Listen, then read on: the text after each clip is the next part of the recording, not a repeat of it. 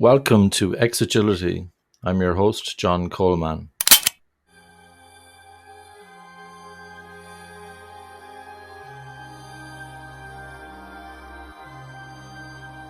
Aimee Schuster, welcome to the Xagility podcast. How are you doing today? I'm doing well, John. Thanks so much for having me. I'm sure our listeners are wondering, where did Aimee Schuster come from and how did you get to this point? Can you tell us a little bit about yourself, Aimee, please? Absolutely, John. Thank you so much for having me. I am a 25-year career B2B marketer.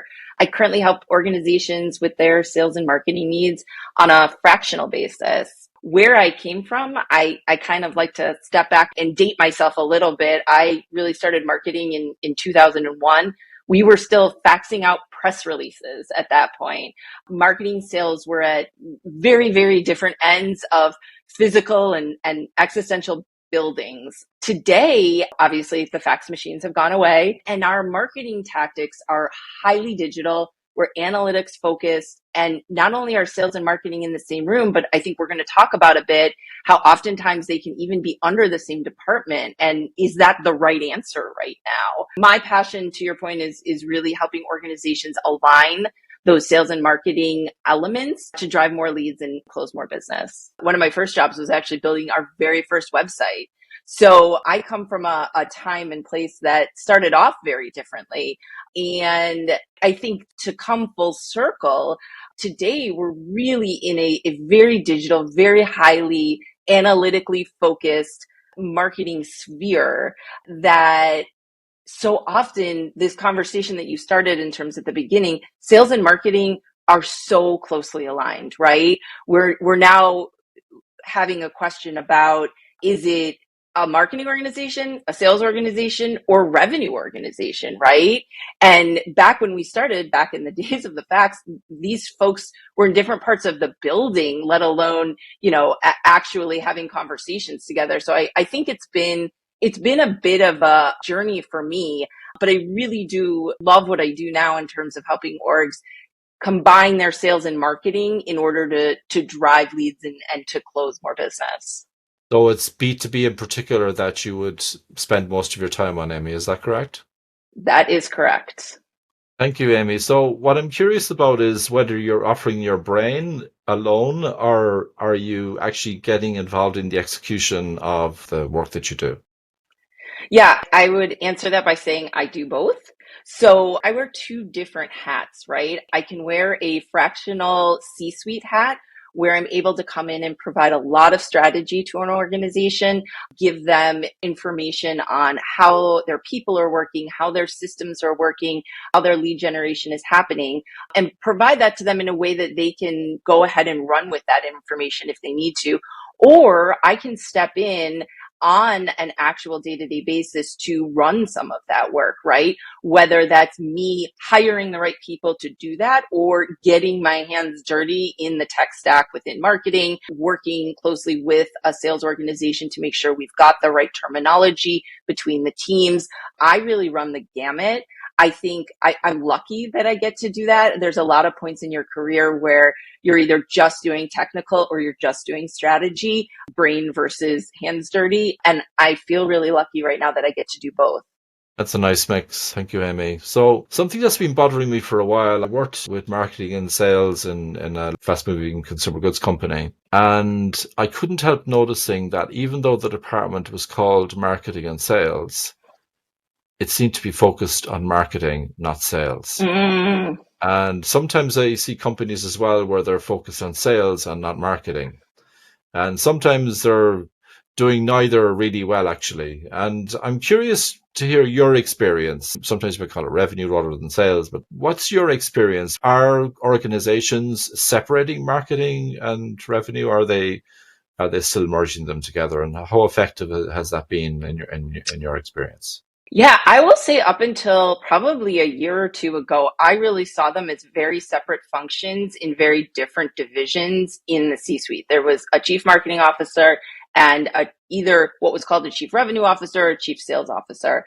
As organizations start to contract, whether that be through acquisition, merger, et cetera, I think there is an interest at this point, especially on behalf of a lot of the CEOs to create one function, a revenue function that includes both marketing and sales. I don't have a strong opinion one way or the other on whether or not they should be different departments or the same.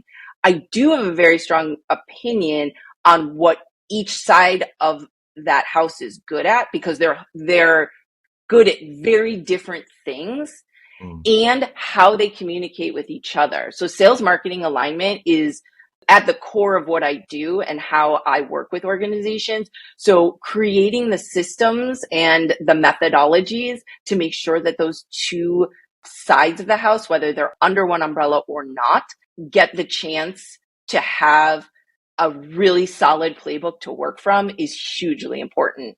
So net, whether you put them together or they're in separate departments is less important to me than if we acknowledge what they're good at and we give them a playbook to be successful. Yeah, I think I go along with that as well, Amy. The way I put it sometimes is maybe we need to balance the short term with the long term. You could argue that the marketing has an element of short to medium to long term, and the sales is probably a little bit more short term. Also, having a long term view, of course, in terms of where the revenue might come from in the future. But also, I hear some of my colleagues talking about executives needing to be ambidextrous, which basically means they don't mean Mm-hmm. literally using two hands, but essentially not just worried about what we're doing now, being the hamster on the wheel and what we're doing now, also looking ahead and what maybe we should be focusing on next. Because maybe there's some new products and services we can be offering to the market as well so we don't get disrupted. I totally agree. I do think traditionally or historically, the lines of what a sales leader is and what a marketing leader is, again, very, very different skill sets, very different goals within the organization. That doesn't mean that individuals who choose to be a CRO of both a marketing and a sales function can't learn each other's skill sets, but most marketers at their core aren't great at going out and cold calling, and all salespeople at their core really don't get excited by creating things that are more longer term, say a drip campaign or a 12-month out advertising campaign. They're motivated by different needs. And so I struggle to think that there is a leader who would necessarily be able to capture both perfectly. Yeah. Hence, back to your question of, can there be, a one function leader, or will they always favor one side? I think it's tough, but it's not insurmountable. I do know some. It is hard to not favor the side of the house you came up through. Yeah, exactly. Yeah, it just trying to make sure that there's balance in your team if you don't have it yourself, kind of thing. Yeah. Mm-hmm. Let's say I was in a situation where my sales and marketing organizations are completely misaligned. Okay. So as you were mentioning, they're doing what they like doing, but they're not even connecting and talking about how they feed each other, kind of thing. How could you fix that? Any suggestions? Yeah, I've got five, actually. Five ways that I think it is important to build what I mentioned before is that playbook. And we can go deep on any of them. But number one is just making sure they have a shared language. Are people within the sales side and within the marketing side talking about the definitions of what is a lead the same? Because I will tell you from my experience, having worked with so many organizations so often, they're actually talking about different things. Number two is service level agreements. What are the expectations on each side, and are those documented? Because again, so often marketing is expecting sales to be responsive to a lead in X amount of time, and sales has no understanding and has never been told that that is the expectation, or believes that that expectation is wrong. So it's making sure that you have those service level agreements, again, mapped out and clear. Do you have agreed upon prospecting titles, right? Again, sales may be looking for a specific type of lead. Marketing may be under the impression that they're looking for someone very different. Again, writing it down, making sure that you have that playbook and those agreements is huge. Is there consistent reporting on a daily, weekly, monthly, quarterly basis between marketing and sales? Is that supported through the technology? Also a big piece of building that playbook. And then finally, is there consistent feedback? Are the two sides talking to each other on a regular basis? So to me, it's really those five elements that help create sales marketing alignment. And we could wax poetic for hours on all of them, but happy to jump into any of that if it's helpful to dig deeper. Yeah, we might do that later on. For now, I just wanted to ask, let's say I've got an organization and I don't have a chief marketing officer yet, or I don't have a chief revenue Mm-hmm. officer yet. Maybe the organization, has a decent amount of sales, maybe around 5 million revenue, US dollars, say. Mm-hmm.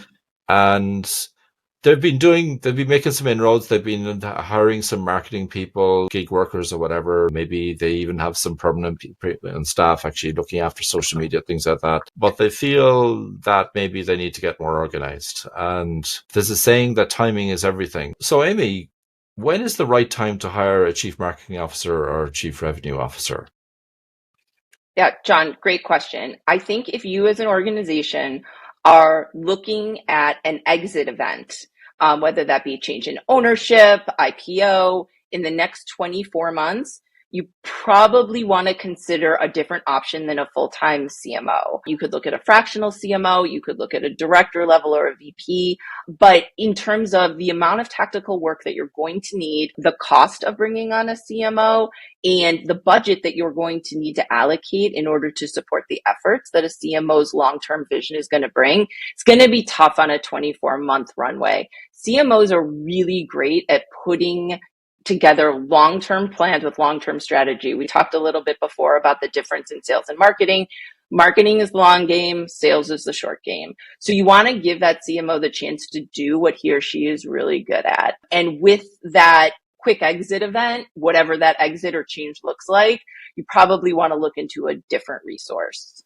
And I think I noticed as well in one of your articles when you talked about the less than 24 months before an exit or an IPO, I think I noticed that you're kind of saying, well, you'd probably have less people in your team. And as you mentioned, the activities would be quite tactical in terms of trying to get more short to medium term results, almost more in line with sales, really, building up following, all that kind of thing. Whereas if it was longer than 24 months, it was like maybe a team of 10 people, 10 people plus, and maybe you being more of a coach than a player. That was the my read of it. Did I pick it up correctly? Yeah, absolutely.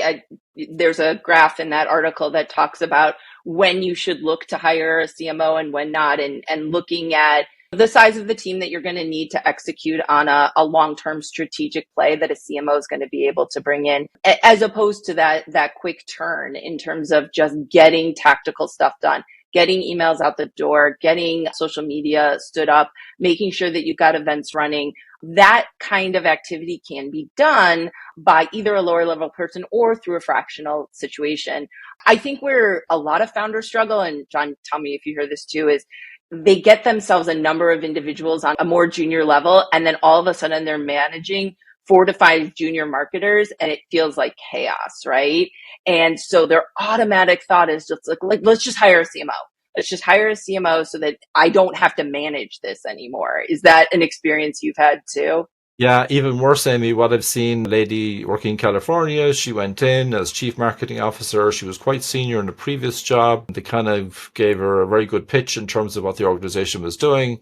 But actually, as soon as she joined, any of her recommendations were not being adhered to. Basically, they weren't actually listening. It kind of begged the question, why did I want a chief marketing officer? Like they went to the big trouble of hiring her. Why Mm-hmm. did they not listen to her advice? It was kind of interesting. So have you seen that as well? And with some of your clients, you go in and it's all rah rah, yeah, we'll do all those things, but actually, when push comes to shove, they're not really tuned in, and they're much more transactional. They want to see results like yesterday. That's every marketing department is expected to have the results yesterday. But I think I have seen that and I've experienced that personally, seen it through friends and colleagues in so many different iterations over the last decade. Luckily, as a fractional CMO, I don't see that as much anymore because I'm brought in with the expectation that I'm not staying, right? I get the opportunity to come in and do management of strategy in and tactical work for those organizations without the expectation that I am there to build that long-term trajectory, right? I'm helping them get through a specific period of time, which works really well for some organizations. So, just on that, then, what is the difference between fractional and, say, normal consulting? How would you define it, and why would one be better than the other? Yeah, that's a great question. And I get that question a lot. It's usually not as nicely worded as you just said it. It's usually, what is the difference between fractional and consulting? It seems like the same thing. And how I define it is a fractional really becomes embedded with the organization for what I would say is at least 6 months, right? Things like being a part of team calls, going in and getting an email address for that particular organization, coaching and managing and working on some of the people issues that are happening in addition to all the strategy and marketing work that you need to do. That's really what happens when you become a fractional. If you are brought in a consultant capacity on either a project or, a small retainer, the expectation is really that you are doing one thing. You are executing on a project for the organization. You're not really being brought in to do any of that other type of strategic work. So that's how I think of it. I don't know that there is a true definition, or I haven't seen one, but that's how I sort of put the differences together. Thanks, Amy. So the next thing I wanted to ask you about was about verbal identity and visual identity. So if I take my own organization, small little company, it's got a couple of products and they each have their own brand. So Complexity has its own brand, lovely colors and infinity loop and nice Mm-hmm. strong writing and all the colors that are showing in Mm-hmm. Complexity, and the energy is quite positive and energetic and effervescent and so on. And then there's an executive brand called Xagility, which is more, I guess, stable, but also trying to, I guess, catalyze change and that kind of Mm-hmm. thing. So essentially the language can be different. And something that I struggled with when I worked with marketing people was that the tone of voice wouldn't be where I wanted it to be. That the marketing part, yeah, was doing their thing. They do this for lots of other organizations as well. Okay, they're focusing on me at the moment, but they're using words that are just not in line with what I would want to say. And they would say, well, if you want stuff to sell, you need to use these words. What's your view on that? I'm dying to know the words. What are the words that are making you cringe? The word expert makes me cringe, for example, because in Ah. what I do, it's I work in agility, I work with executive leaders, and are you ever really an expert? You're always learning. These are little things. So, because authenticity would be one of my values. So, really saying that I'm an Mhm. expert, really, can I really say that? So, that would be, I guess, something that I would not want to be. I would not be all salesy with my brands, saying we're going to solve this problem, we're going to solve that problem. We say, well, if you use our products, they will probably help you, but we're not going to be telling you that you're just going to solve all your problems, because there's lots of things you need to do as well. There's lots of hard work you need to do as well as a customer. So that might be inconvenient for a marketer, of course, me saying that. But have you ever had situations like that where actually you wanted to be a very strong message, but the stakeholders that you're dealing with, they were kind of a bit more reticent about not wanting to kind of push it out too hard because not trying to oversell, basically? So I spent my first 8 years in legal marketing. So the answer is a resounding yes. Lawyers never, ever want to use the word expert or anything even close to that because it might come into question. So I cut my teeth on trying to help attorneys and law firms market themselves in ways that aligned with their values. The piece you bring up, I think it's really interesting because it's a fallout of where a process goes, right? So obviously I would never speak to the folks that you worked with, but how I approach this is as follows. I really look at the visual and the verbal identity as two separate things that mostly can't get addressed at the same point in time in which I enter the experience. Most of the time, so when I was CMO at Miller Hyman Group, they had an absolutely a rebrand that went very wrong prior to me going there, and the logo that was there was the logo that was there, and there was no changing it, right? Like, we had to work with that visual element and make sure that we had a verbal consistency and conversation that went with that. I've come into other organizations where they hate the logo, but they love their tone and message. Mm. So whether you're starting from scratch, or as in most cases with most organizations, they have one or the other, you have to use the experience with the team. And I like to use a team. I almost never want to do a verbal or a visual identity with one person because you're just in an echo chamber. You want to do it with a team and make sure you take them through the process so that at the end, their visual and their verbal are aligned and they're able to very, very strongly articulate things like their boilerplate, their elevator pitch, and what I love, which is the bar stool pitch. Have you heard of a bar stool pitch? No, no, I never heard that one. So the boilerplate is the thing that's at the bottom of the press release. It's arguably the easiest thing for a marketer to write. It's Mm, probably 4 to 5 sentences, really crisply talks about who the organization is. Then there's the elevator pitch. And the elevator pitch is what you're able to articulate in hopefully about 30 seconds, a mm, derivative of the boilerplate. The barstool pitch is, John, I'm sitting having a beer with you. Tell me what Xagility does. And mm. you have to tell me that in one sentence. And that is the hardest one to get.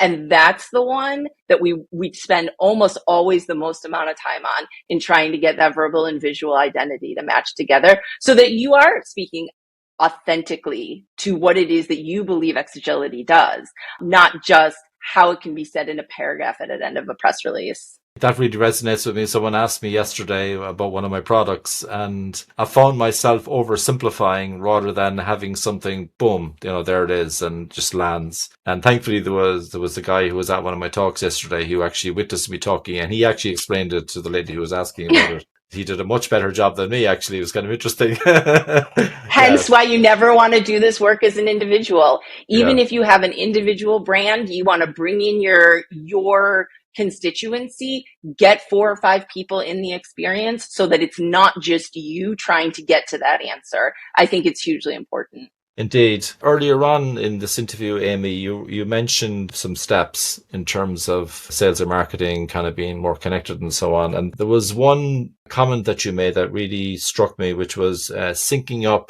up between sales and marketing, or revenue and marketing. Mm-hmm. Can you explain maybe one or two examples where you've seen that work really well? So like, is it a meeting? Who would facilitate that? What have you seen working well with between sales and marketing people when they sync up? Absolutely. So what I first like to start out by saying, which is that marketing and sales systems and the teams, they're not set it and forget it, right? You have to consistently and constantly keep those conversations going. So one of my companies that I worked with, I walked in and again, all of the things I listed earlier, there was no alignment between the messaging. There was no constant communication. Definitions were all over the place. So what I said to the leaders was, I want to have a sales marketing summit. I want you guys to fly in. I want to have a half-day session where we sit and we go through all of these things. What are the definitions of each one of these leads in the funnel? Great, great, great. Oh, we got missing pieces here. Awesome. Let's fill those in. What are the expectations of sales? What are the expectations of marketing? Do you guys who are sitting in this room together agree? So you go through step by step in that, half-day session. You do the follow-up in weekly messages, weekly correspondence and cadence. You Mm. have monthly check-ins and you have twice yearly meetings. If you make sure that you are in the room with those folks, and you don't have to fly in every time, right? It can be a virtual experience, but you want to make sure you're checking in at least twice a year. Have these definitions changed? Do you guys want to be going after a different ICP? Are we getting you the leads fast enough? Are you turning them back to marketing fast enough? Have expectations on anybody's side changed? No? Great. Awesome. Let's go get a beer. If yes, let's stay and work through it until we know what those answers are. So there's biannual meetings, there's monthly check-ins, and there's what I would say weekly reporting to make sure that everybody continues to be on the same page. Yeah, that sounds really cool. I do like the idea of people getting together every so often. I know a lot of people are not really into that, but it's something that I'm a fan of, people working together. I think you pick up signals, don't you, that you wouldn't pick up online. The organization that I worked with, they were so appreciative that someone organized it, right? That Mm, someone said, guys, everybody's got different definitions going on. Like, we got to get in a room and we got to hash it out. And at the end, after this first one was longer, about 4 hours, mm, mm. we came out with so much more clarity and could have wiped away a year's worth of frustrations between the groups. That's really nice. Yeah. Because often when there is a little bit of a family feud like that, it's often because of a lack of transparency or lack of understanding about what the other side does, so to speak. It's almost like they're not even looking at, they don't have an appreciation for all the stuff that goes on in the background, kind of oversimplify, and the salespeople might oversimplify what the marketing people are doing, and vice versa, and that leads to tensions, I guess. So I really like And what you. on top of that, when you put everyone in the room and you get a screen up there and you say to the salesperson or the sales lead, what are you seeing when I send this across the bow to you? And they show you something and that wasn't your intention. It's so eye opening because we live in these silos, whether we're remote work, in person, hybrid, it is incredibly difficult to know what's happening on someone else's screen. Having that interaction and that opportunity to create that transparency, as you said, hugely important. Yeah, totally. I was at a coaching experience a few years ago, Amy, and they were teaching us how to become professional coaches, and there was 30 of us in the room. And I was in a group of five people, I think, and I think there were all groups of five. And what was supposed to happen was we were supposed to tell each other a story, you see. We're all in front of each other, like right in front of each other. So one of the guys, he told us a story. So we were all supposed to take notes, you see, and then we would tell back the story that the guy told us. Every one of us told a different story. So we thought, like, Mm-hmm. what's going on here? So then we took turns. Long story short, for each person who told the story in the group, every one of us told back a different story. And the reason apparently is Mm. that we have mental models, we have life experiences. We'd be overwhelmed taking in too much information. So we actually block a lot of stuff. For that reason, we get different perceptions, even right in front of each other. So whatever about online, in person, it even happens. So I really see the power in what you're suggesting there. Yeah, totally agree. There's one area where I think sales and marketing do need to get together, and I think that's social media. I'll give you an example, right? So let's Mm. say Instagram. Let's say you have a retail product that's on Instagram. So on Instagram, you need to manage your brand. You need to have regular postings. So you engage the audience, you get more followers, not just followers, but they're engaging with you. You're interacting with them and all that kind of cool stuff. But if on Instagram and other social media formats, you can sell your products now as well. So your Mm-hmm. cart is there. So this is where I'm guessing where sales and marketing need to be much more aligned. What have you noticed, Amy? Because this has been a development, particularly over the last 24 months, I would say, where people are Mm. sharing stories, but there's usually a lot of links as well to, buy this now or Mm. look for more information. What have you seen?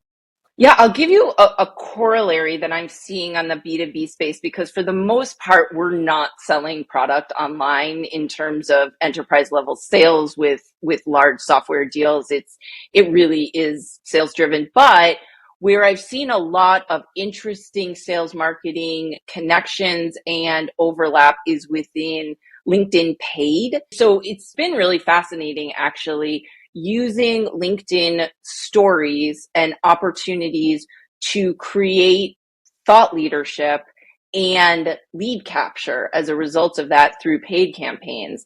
So how that begins is through the marketing department. How it expands is through the sales organization.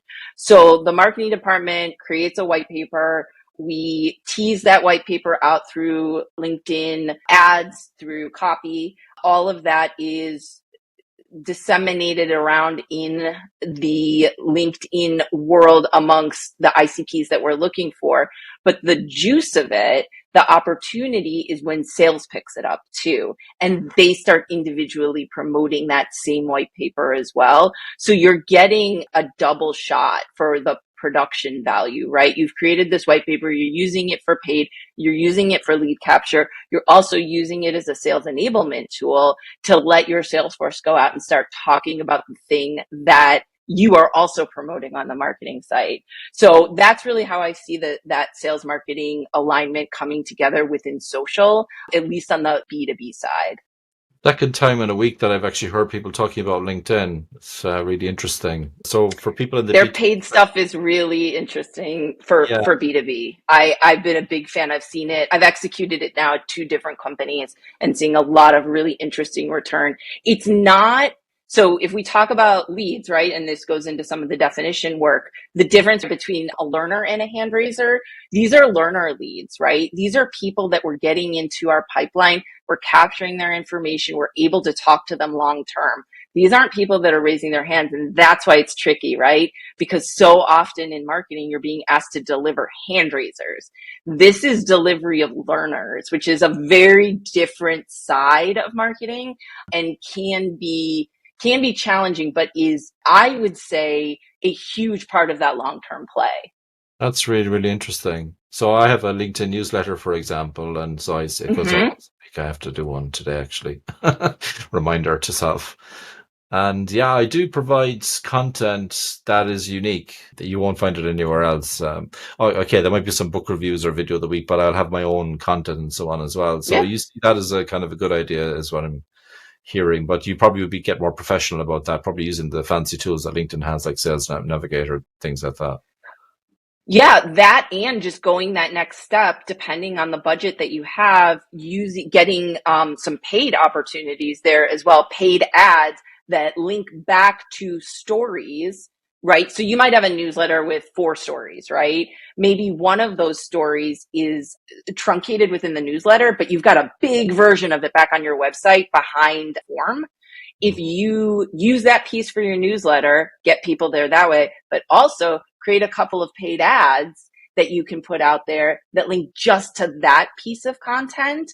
It again, everything I do as a marketer, I try to be scrappy, whether that's, for $100 million organization or a $5 million organization, you want it to work in lots of different places. So that one piece of content becomes content on your blog. It becomes newsletter fodder. It becomes paid campaign fodder. You can do lots of different stuff with it. That's really, really interesting. And the next question I was going to ask you in the social media space is, I guess in B2B in particular, because that's probably where you operate the most. But where, in your opinion, is the energy growing? Is there momentum? Like my sense is that Twitter is kind of going off a little bit. I don't know. I hear Elon saying it's recovering again, but I don't know. I just if Twitter feels to me like it's all or nothing. You either have 1 million plus engagements or you've got 100 or something.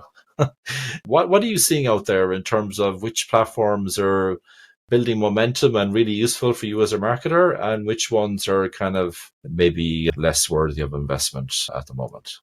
Any B2B that I work with is going to be on LinkedIn and managing LinkedIn and cross-pollinating with the sales individuals that are on LinkedIn for that organization as well. So I would say it's 80% LinkedIn. I've seen some bit of toe touching into the TikTok space. Instagram, Facebook, I think are very consumer focused, really, really difficult to navigate those conversations from a B2B world. And I would say Twitter, I think there's a place. And depending on what you're doing from a B2B perspective, it's a nice channel. But I would say I focus 80% of my time on LinkedIn. Again, because I'm doing organizations that are doing enterprise level sales, right? These are not put the product in the cart kind of companies. Thank you so much, Amy, for that. I wanted to change subject now to gender equity because I noticed you wrote an article in 2017, and I believe you wrote another article again a couple of months ago on this topic. And so I'm really curious what you're seeing in terms of gender equity, and also maybe tied into people returning to work as well. What are you seeing? Yeah, it's not good. And it's a really difficult conversation, at least on the US side. I think in terms of return to work, we're really struggling with folks who are very embedded and ingrained with the change that has happened in the virtual organizations that have physical office space, want to utilize that physical office space, and the overall belief that there is a need to be together. We talked about it in the sales marketing alignment conversation. There is value in being together. I think one of the most difficult things that has come out of the pandemic for women, I mean, you've seen mass exodus from corporate America from women just due to the overall load that the pandemic put on women as a whole, not just in work, but obviously in home life too. But in terms of what they lose in terms of, I think Microsoft called it social capital. I speak of this experience myself. The reason I have the career that I have, the opportunities I've had is because of the women that I've met along the way and men as well who have championed me, but they've championed me because they knew me, because we would pop out for 20 minutes and grab a cup of coffee, or we went to the happy hours together, or we had lunches, or I was able to go next door into their office to brainstorm some ideas. That type of spontaneous interaction is incredibly difficult right now. So what that means for women is less opportunities to meet more women, less opportunities to learn from more women, and less opportunities for more men to be their champions as well. So it's a very thorny discussion. I think the pandemic has overall hurt women's opportunities to grow within the C-suite. And that is frustrating, right? And there is no easy answer, because it also allowed a lot of women to be able to have more flexibility in their lives. So it's a thorny topic. I would say gender equity as a whole, trying to find ways to move forward again through a number of different initiatives that I'm involved in, but it's a thorny issue. That's really interesting, right? So, like, if I wanted to have an organization where everybody was in person, because let's say I had a small organization and we're doing lots of creativity, product development, and wanted people to be there, I think what I'm reading between the lines is that if that's something that I asked for, and when I was recruiting people, that they're the kind of people that I want, that you're going to be in the office and all that kind of stuff, and everybody's signed up for it. But that could cause a gender equity issue, I think, is what you're kind of saying, that basically there's the flexibility of virtual working because of the reality that lots of women are still supporting lots of the responsibilities at home. Whether we would like to admit it or not, a lot of women are doing the homework and cooking meals and doing laundry. The men should be doing it as well. I hope there's more and more men doing that. And the idea of having a more flexible working arrangement eases that burden for women. Is that what kind of where you're going, Aimee? It eases the burden. So it's interesting. There's a stat that says 52% of women in leadership are responsible for more or all of the family housework or childcare, and 13% of men in leadership. So as women rise within the leadership organization, they still have the same amount of work at home. Men rise within the leadership organization and their wives take over or their partners take over for that work. The confusion and or the sticky point of it is, yes, the work from home may have caused more flexibility, but it's also prohibiting more opportunity, right? You don't have those spontaneous interactions. You don't have the chance I hear you. to Yeah. physically be there in front of men and women, learn from men and women, mentor men and women in the same way that we have in the past.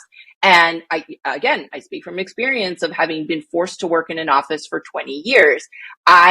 There were so many reasons why I would have chosen not to go if I had the opportunity. I'm an Mm, introvert by nature, dealing with microaggressions, dealing with difficult commutes at times. Like, those are great reasons to not want to go in, mm, but I'm so glad that I did.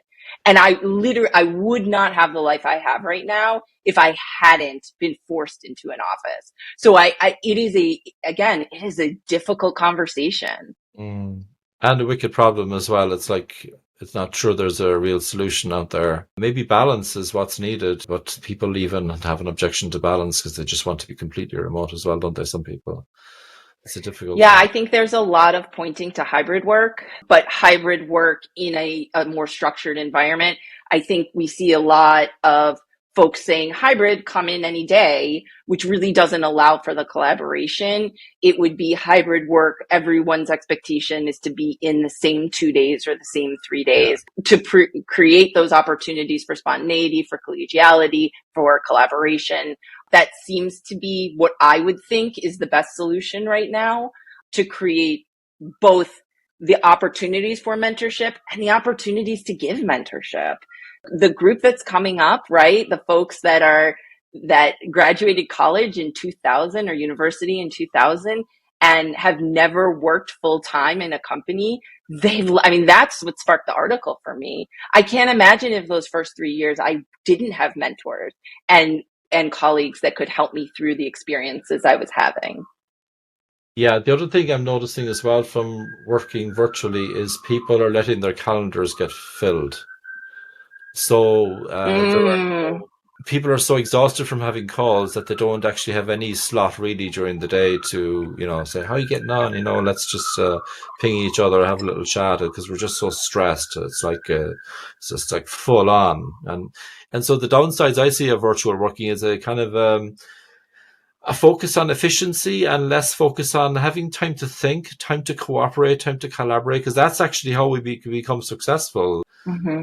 I remember I had a kind of a reflection moment when I was in a panel at a conference yesterday as one of the speakers, and I was at the top, and I was admiring a guy who was maybe two seats over to the right of me, and I noticed that he was really sharp and he was on his game. He was asked a really tough question, and I kind of thought to myself, well, how sharp am I at the moment? Am I kind of running a bit too hard? I don't mean physically, but I mean, am I giving myself the space actually to be, to kind of have a bit of downtime as well, and really be sharp and ready for those really tough questions when they come in.